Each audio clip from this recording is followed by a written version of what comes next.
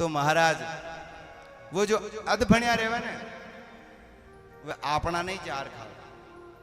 अपने से ही आकर के प्रश्न करते हैं, ऐसा क्यों हुआ, वैसा क्यों हुआ, जल क्यों चढ़ाते, दूध क्यों चढ़ाते, वो क्यों करते, ये पत्ते क्यों चढ़ाते, पत्थर को क्यों पूजते, पशुओं को क्यों पूजते, नदियों को क्यों पूजते हैं, वृक्षों को क्यों पूजते हैं।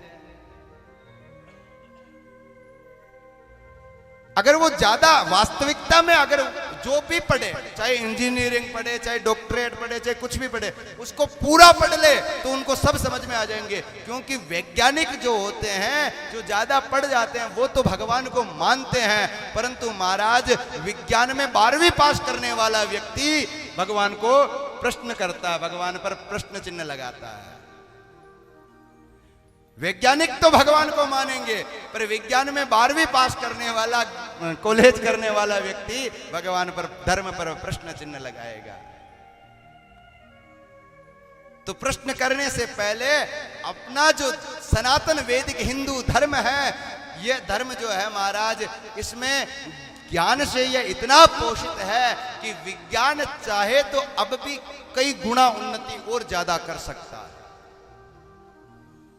चंद्रमा कैसा है, पृथ्वी कैसी है, विज्ञान अब आजकल में पता लगा रहा है। हमारे करोड़ों हजारों वर्षों पूर्व हमारे ग्रंथों ने स्पष्ट कर दिया कि सूर्य और पृथ्वी की दूरी इतनी है, पृथ्वी का आकार ऐसा है, पृथ्वी पर जल इतना है, पृथ्वी पर थल इतना है, पृथ्वी और चंद्रमा का जो दूरी है वो इतनी है। करोड़ों वर्षों पहले ही हमने यह हमारे ग्रंथों में स्थापित कर दिया था, जो कि विज्ञान अब कर रहा है।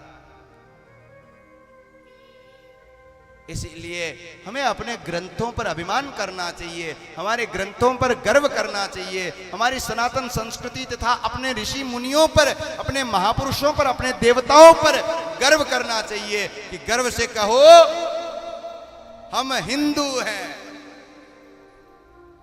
हमें गर्वित होना चाहिए सनातनी होने पर कि जो महाराज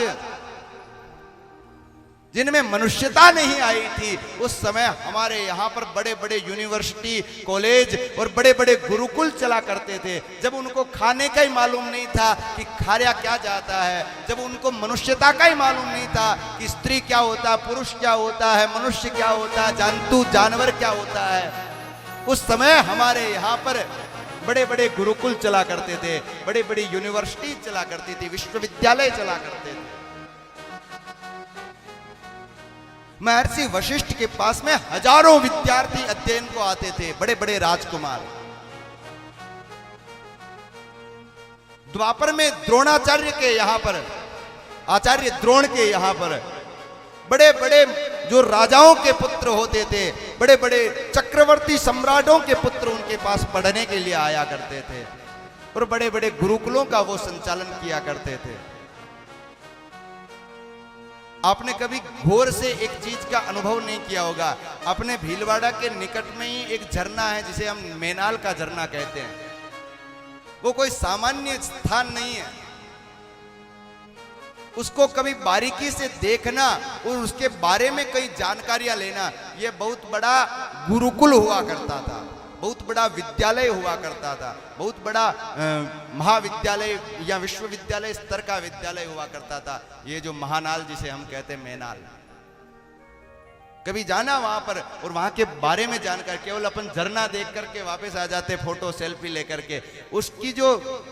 उसका जो इतिहास है बड़ा ही पौराणिक इतिहास है और महत्वपूर्ण इतिहास है। तो महाराज जब व्यक्ति खाना पीना भी नहीं जानता था, उस समय हमारे यहाँ तो बड़े बड़े कॉलेज आदि चला करते थे।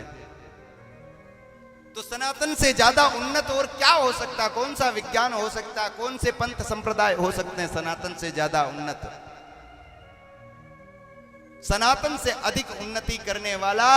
और कोई धर्म संप्रदाय पंथ कुछ भी नहीं हो सकता है। हालांकि जो कुछ भी है सो सब सनातन ही है, सनातन से अलग कुछ भी नहीं है।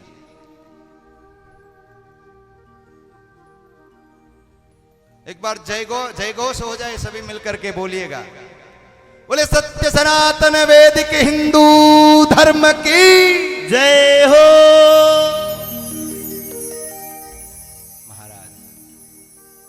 तो हमारे ऋषियों ने यह परंपराएं स्थापित की, ये संस्कार हम में स्थापित किए, ये ज्ञान हमारे पास पीढ़ियों से है, परंतु आप और हम सब ने इनको केवल रट करके, जिनको ज्ञान प्राप्त हुआ उन्होंने रट करके छोड़ दिया, उन पे शोध नहीं किया। और जिनके पास महाराज पुस्तकें घर में थी तो उन्होंने कभी पोथी खोल करके नहीं देखी, अपने बच्चों को इस ओर आगे नहीं बढ़ाया। आज जैसे पंडित आदि जो पंडिताई करते हैं, ब्राह्मण वेद आदि पढ़ते हैं, तो उनको भी चाहिए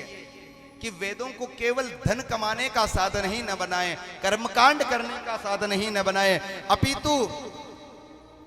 वेदों से शोध करें, जैसे आज जापान कर रहा है। मैंने कई बड़े बड़े महाराज उल्लेखों में पढ़ा है, बड़े बड़े जो पत्र हैं, पत्राचार होते, पत्रकार होते हैं, समाचार पत्र होते हैं, बड़े प्रतिष्ठित समाचार पत्रों के माध्यम से यह पढ़ा है कि जापान में वेदों पर बहुत ज्यादा अधिक रिसर्च हो रहा है, नाइजीरिया में बहुत अधिक रिसर्च हो रहा है, इंग्लैंड में बहुत अधिक रिसर्च हो रहा है, परंतु भारत में वेदों का नाम सुनते ही महाराज हम लोग, हमारी खुद की वेदना बढ़ने लग जाती है। तो हमें भी अपने जो बालक होते हैं, उन बालकों को केवल, अगर कोई वेद पढ़ रहा है, कोई पुराणों का अध्ययन कर रहा, तो उनको इस ओर आगे बढ़ना चाहिए कि मुझे कर्मकांड ही नहीं करना, पंडिताई नहीं करनी है, मुझे इसके ऊपर शोध करना है और इस ज्ञान का प्रसार करना है, विस्तार करना है।